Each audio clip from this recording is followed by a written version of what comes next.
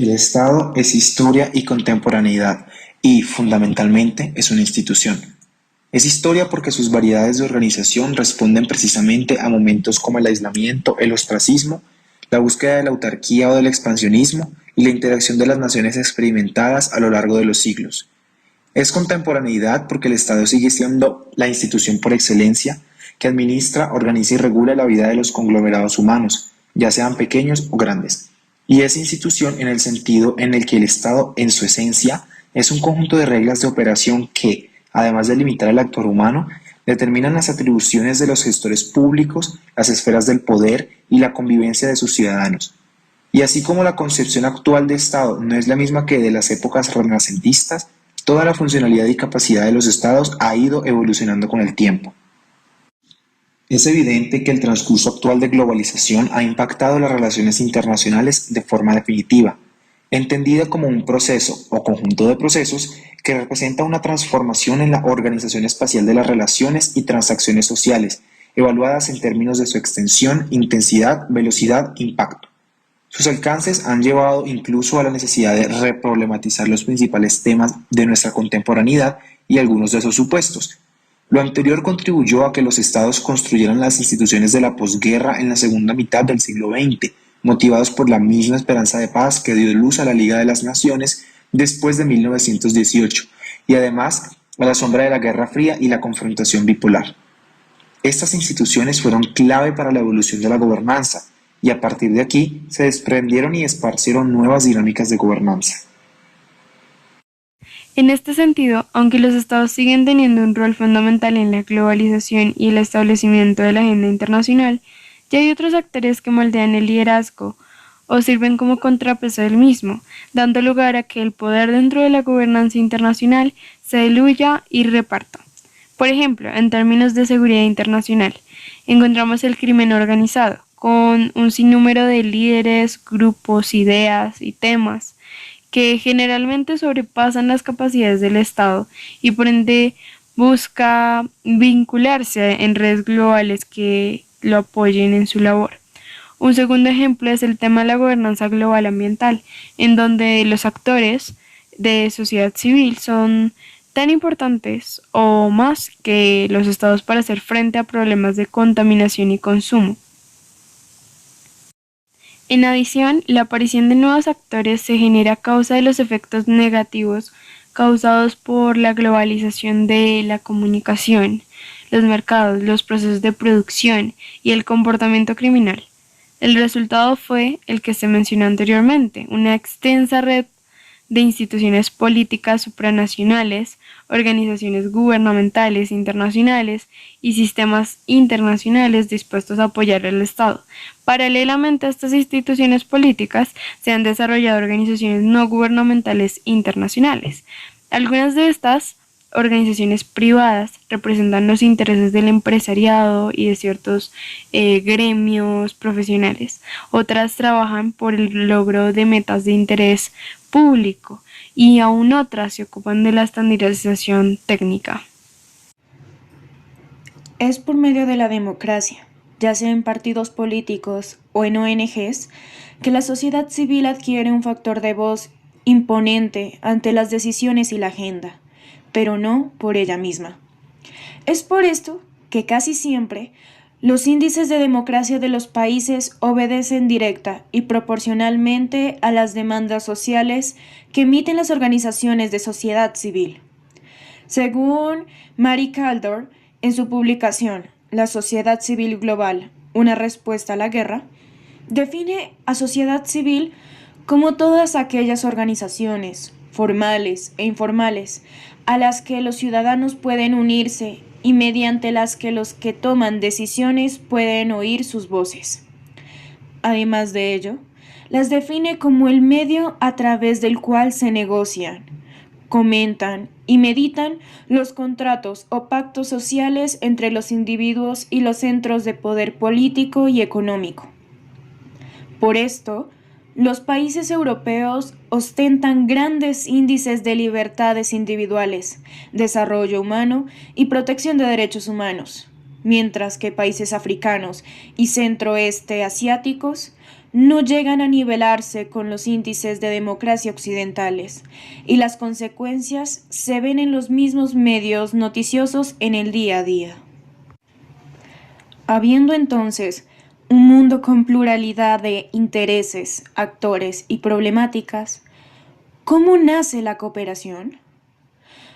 Pues de la necesidad de solucionar problemas que como humanidad nos afectan en conjunto, que deben ser manejados a través de la dirección y coordinación entre diferentes actores a partir del establecimiento de reglas, y que además son problemas que tienen un origen múltiple y variado. Por ello, la solución a los principales desafíos de la sociedad moderna requiere de visiones plurales y de la participación de los diferentes actores involucrados, no solo de los estados poderosos. Así como los actores no gubernamentales actúan en función de sus ideales colectivos, el comportamiento de los estados también se encuentra relacionado con la persecución de sus intereses. Antes, la autoridad solía ser un concepto aplicado solo a la política interna. Los estados eran las máximas autoridades legítimas y ésta solo podía ser ejercida por los estados o sus delegados. Pero todo esto cambió. Cuando las decisiones de los estados de un modo u otro comienzan a perder el apoyo de actores de la sociedad civil, su legitimidad en la toma de decisiones se ve disminuida y, por lo tanto, también su autoridad. Es de esta forma como la sociedad civil y más específicamente los actores no estatales ejercen efectiva presión sobre las decisiones que hoy en día toman los estados en materia global y doméstica. Dado que hoy en día la autoridad y la legitimidad son factores que un Estado debe mantener para respaldar su actuar en materia doméstica y global, y una gran parte de esos factores son otorgados por los mismos actores no gubernamentales, nos preguntamos si la toma de decisiones en la gobernanza internacional ha dejado de depender de los Estados. Bueno, desde el supuesto de anarquía, podemos ver que el comportamiento de los Estados se encuentra muy dominado por la búsqueda de sus intereses. No obstante, como se mencionó, la aparición de un número importante de actores no gubernamentales especializados y con una misión clara y enmarcada ha hecho que la gobernanza global ahora se vea influenciada en gran parte por el surgimiento de nuevos intereses. Y es en ese panorama en el que estos actores no estatales tienen una gran relevancia e influencia en los procesos de toma de decisión de las políticas públicas orientadas a la resolución de los fenómenos y problemáticas de naturaleza local e internacional. Obviamente, la gobernanza no excluye a los actores gubernamentales, puesto que ellos tienen un papel todavía importante en la solución de algunas problemáticas. Sin embargo, en algunos casos, los actores privados cuentan con mayores márgenes de negociación que los gobiernos para resolver ciertos problemas, especialmente los relacionados con el medio ambiente, derechos humanos y otros en donde es necesaria la provisión de bienes públicos globales.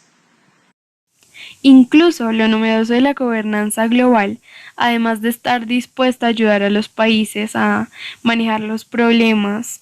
que surgen y que además han sido infligidos desde fuera, es que genera las condiciones necesarias para el establecimiento de mecanismos cooperativos y de coordinación entre actores públicos y privados. Y es en razón a esto y a los sucesos de guerra del siglo XX, que actualmente son preferibles los mecanismos no coercitivos, también porque ello permite mayor certidumbre y menores riesgos de conflicto, lo que asimismo logra que los actores gubernamentales y no gubernamentales del sistema internacional deban compartir la responsabilidad de la planeación de las políticas que buscan resolver los principales problemas que agobian a la sociedad internacional. Ahora bien, un ejemplo en la gobernanza internacional es el medio ambiente, un tema en el que hoy por hoy existen muchísimos mecanismos de cooperación y que en este punto es una iniciativa que tiene vida propia, que actualmente se encuentra en crisis por diversos factores, entre ellos el petróleo.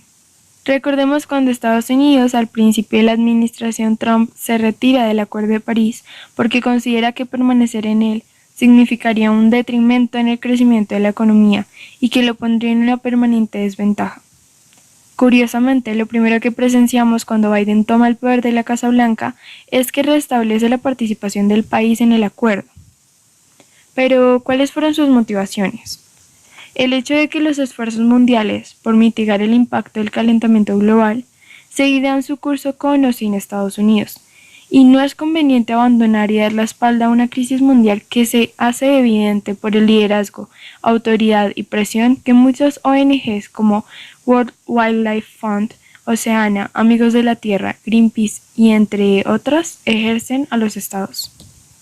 Hechos como cuando Lord Brown le dice al mundo que su actividad lucrativa sí afecta al medio ambiente o el daño causado al país de Nigeria, en donde niños nadan en mares de petróleo para pescar. Esto sumado a las exigencias de la sociedad civil hacen que la toma de decisiones no dependa únicamente de los estados poderosos y sus intereses económicos. El poder sin autoridad no es capaz de mover el mundo a su propia conveniencia. El mundo ahora sabe de las consecuencias de continuar con el ritmo de contaminación al que se corre hoy en día. Y gracias a las ONGs que le han dado visibilidad,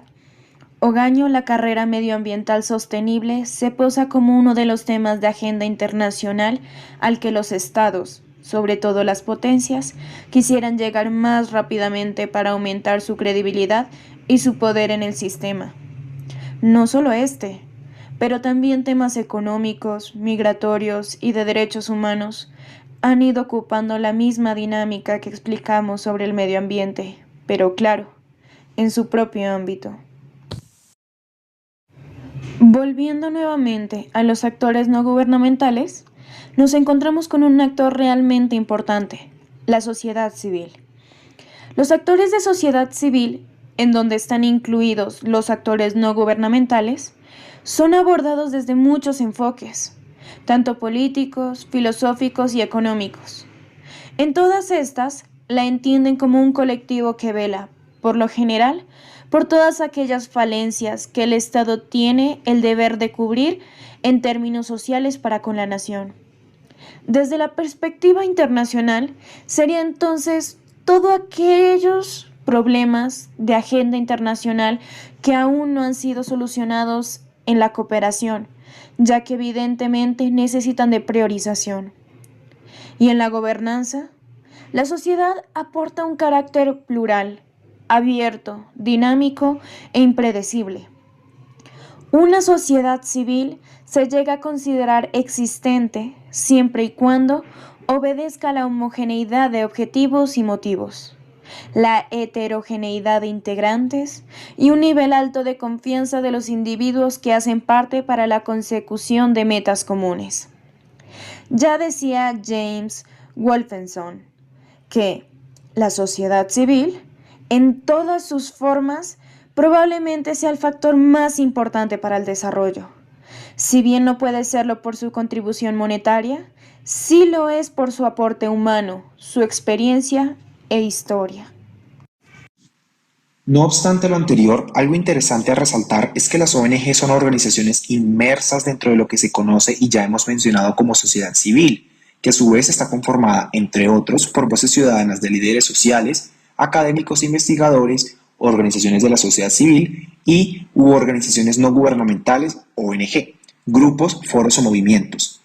En la gobernanza aparecen las ONG como cualquier grupo de ciudadanos voluntarios sin ánimo de lucro que surge en el ámbito local, nacional o internacional, de naturaleza altruista y dirigida por personas con un interés común, tomando como referente la definición de ONG que hace la ONU, que, además, presentan la oportunidad a la comunidad de expresarse y de ejecutar acciones sobre problemáticas que de otra manera no hubiesen tenido mayor eco. Influencia, impacto y eficacia son elementos importantes dentro de la gobernanza global, cuya determinación no solo es realizada por las reglas formales que rigen la acreditación y los mecanismos de participación de las ONG en conferencias y reuniones, sino que también dependen de las propias ONG y de los recursos que disponen. Aquellos con grandes bolsillos de poder, recursos financieros y poder de reputación atraen la atención del público, los burócratas internacionales y los diplomáticos sin utilizar la acreditación formal de las OIG y los mecanismos de diálogo intrainstitucionales. Estas ONG líderes tienen el mayor reconocimiento de nombre entre el público general y tienen el potencial de dar forma a las agendas desde fuera del proceso multilateral formal. Otras ONG son dueñas de las instituciones multilaterales. Estas organizaciones tienen presupuestos más pequeños y un reconocimiento público menos amplio que las organizaciones no gubernamentales líderes, pero tienen profundos conocimientos institucionales y relaciones que han fomentado durante mucho tiempo con funcionarios de la Secretaría, diplomáticos, que se basan en reputaciones de experiencia bien elaboradas. Sus presupuestos son lo suficientemente grandes como para designar personal significativo para la representación de las OIG y para tener fuentes de investigación y conocimiento acreditadas. Estos maestros multilaterales pueden ejercer influencia fuera de los mecanismos organizados institucionalmente para el diálogo de la sociedad civil. Debido a sus relaciones bien cultivadas, su habilidad y reputación, disfrutan de vínculos directos con las misiones gubernamentales y el personal de la ONU. El ecosistema de las ONGs se ha beneficiado de reconocimientos formales, invitaciones institucionales para acreditarse y registrarse a eventos, y una estructura política abierta que ha ampliado sus oportunidades de participación. Estos reconocimientos han servido para aumentar su legitimidad, acreditarlos como actores de buena fe y reafirmar su participación en la toma de decisiones por su experticia. Pero incluso si hay una reducción del espacio en la gobernanza global para este actor y una disminución general en el apoyo a la participación de la sociedad civil por parte de las grandes potencias soberanas, las ONGs en sus múltiples manifestaciones seguirán estando profundamente comprometidas con la gobernanza global a través de sus relaciones directas con los responsables de la toma de decisiones y dando forma a los movimientos públicos y sociales fuera de las instituciones formales, como siempre lo han hecho las asociaciones privadas internacionales. Es valioso ver cómo esto se ve reflejado en casos reales, como es el tema de los derechos humanos. No obstante la relevancia que se les ha dado a actores tradicionales como los estados y algunas organizaciones intergubernamentales, frecuentemente se ha dejado de lado la contribución que otros actores de la sociedad civil transnacional han realizado, como las organizaciones no gubernamentales que realizan un arduo trabajo en la gestión de dicha gobernanza para que ésta sea más equitativa, especialmente en el caso de las mujeres, entendiendo, claro está, que los sesgos de género han estado muy presentes en las relaciones internacionales y dentro de algunas organizaciones. Como sugieren Keck y Seeking en su libro del 2009, Activists Beyond Borders, Advocate Networks in International Politics, a falta de compromiso por parte de los estados para combatir y denunciar de manera efectiva la violencia de género, movimientos de mujeres, organizaciones no gubernamentales, feministas, activistas y demás se organizaron a través de movimientos sociales y redes transnacionales de cabildeo e influencia para presionar sobre el tema. Como sugiere el reporte de la ONU de 1993 llamado Declaración y Programa de Acción de Viena, en su artículo 18 que los derechos humanos de la mujer y de la niña son parte inalienable, integrante e indivisible de los derechos humanos universales. Asimismo, se aprueba la Declaración sobre la Eliminación de la Violencia contra la Mujer,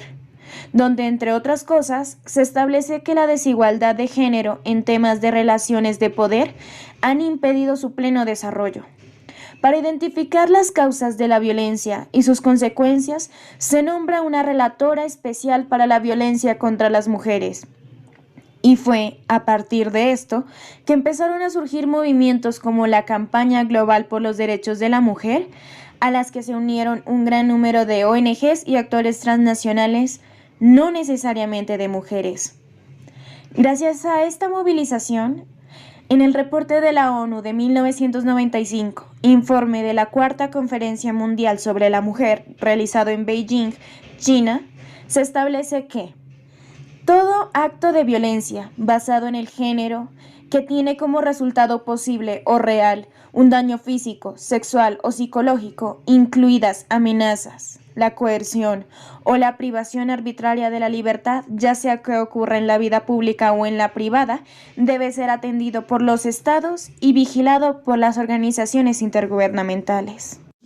Los resultados de la presión ejercida principalmente por diversas ONGs y otros actores han hecho de la cooperación transnacional en el tema de los derechos de las mujeres una constante.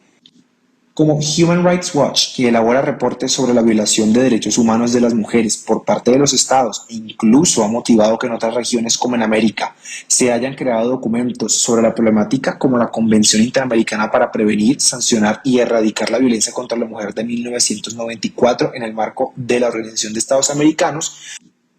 o como sucede también en la Unión Europea, donde los cabilderos feministas han luchado por también erradicar la violencia de género. En general, como sugieren Margaret B. Carnes y Karen A. Minks en su libro International Organizations, Politics and Processes of Global Governance de 2009, la violencia contra la mujer es un buen ejemplo de cómo han evolucionado las cuestiones de género en la interacción entre OIGs y ONGs en el desarrollo de estándares, promoción de normas y en presionar a los países para que éstas se cumplan. Esta interacción ha contribuido a una gobernanza global más equitativa, aunque todavía no se ha logrado erradicar la violencia de género. Además, se hace una especial mención a que la contribución que ONGs y otros actores de la sociedad civil transnacional han tenido en la gobernanza global ha sido relevante, primordialmente en el tema de derechos humanos. Merece mención especial la gestión que feministas y mujeres han realizado para que sus derechos sean reconocidos, sin los sesgos de género que la visión universal de la DIDH contiene, para lo cual el enfoque de género ha sido de vital importancia para identificar el problema principalmente en el tema de la violencia contra las mujeres. Ello ciertamente no es suficiente, ya que la violencia de género continúa y es por eso que deben las ONGs seguir con una constante labor de monitoreo a través de recolección de información de datos, elaboración de reportes, así como presión a los gobiernos a que cumplan con los compromisos adquiridos internacionalmente y que estos se reflejen en la elaboración de políticas públicas dirigidas a combatir y erradicar la violencia contra las mujeres. Recopilando todo lo que se dijo, las dinámicas de gobernanza han ido cambiando a lo largo del tiempo, pues el poder se ha ido diluyendo y esparciendo a través de los actores que participan en la toma de decisiones. Por su parte, los estados siguen teniendo la potestad de tomar decisiones en materia doméstica e internacional. Tal como lo afirmaba Harold Wilensky, el Estado Nacional continúa estando en el centro de la acción política, la solidaridad social y la identidad personal, pero muchas veces sus decisiones se ven influenciadas por otros actores, como aquellos del tercer sector. Lo anterior en razón a la autoridad que deben mantener para que los gobiernos sean legítimos en su actuar, pues un cúmulo de desaciertos en materia de gobernanza podría implicar un descontento de la sociedad civil y con esto pérdida de la capacidad de la toma de decisiones. Esta autoridad es otorgada en gran parte por los actores de sociedad civil, como las organizaciones no gubernamentales. Por eso, ahora se convierten en un actor determinante en el establecimiento de la agenda internacional y las decisiones en la materia. Por ende, cualquier área política de consecuencia puede ser moldeado por el poder y la autoridad de múltiples actores no gubernamentales, todos tratando de crear nuevas reglas o cambiar las existentes e implementar las políticas de las formas en las que desde su expertise consideren pertinente. Muchas gracias.